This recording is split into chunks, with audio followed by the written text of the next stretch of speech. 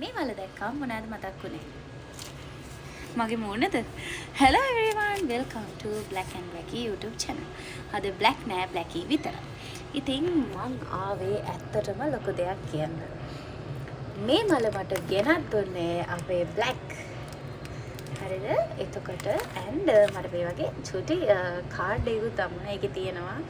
මං ඔයාට ආදරේ මගේ හොඳම යාළුවා ඔයා මං ඔයාව කවදාවත් මග හරින්නේ නැහැ කියලා මේකෙත් තියෙනවා.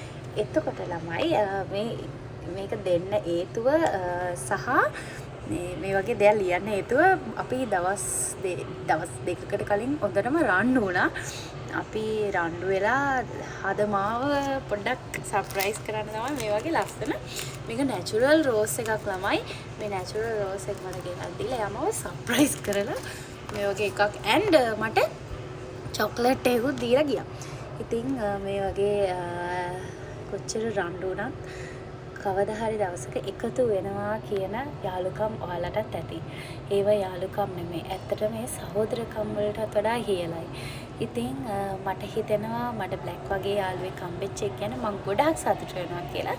ඔයාලටත් ඒ වගේ ඔයාලා ජීවිතේ සාර්ථක වුණා නැත්නම් ගොඩාක් සතුටු වුණා කියන වචන යටතේ ඉන්න ඔදම යාළුවව මේ වීඩියෝ එකට මෙන්ෂන් කරන්න. මං මගේ බ්ලැක්ව මෙන්ෂන් කරනවා and තව යාළුවෙක් ඉන්නවා ශානුක. එයාටත් මං ඇත්තටම ආදරේ. එයාත් මගේ හොඳම යාළුවෙක්. ඉතින් මේ යාළුවෝ දෙන්නත් එක්ක මම මගේ ජීවිතේ ලස්සනට ගෙනියනවා and ඊට පස්සෙත් හොඳට තියෙයි. එයාලත් එහෙම තමයි. එයාලට රෝෂිනී කියන්නේ හොඳම යාළුවෙක්. ඉතින් මට හිතෙනවා මට ඇත්තට මේ වීඩියෝ එක දාන්න ඕනේ හින්දා මං කළේ. I'm seriously told one is best friends forever.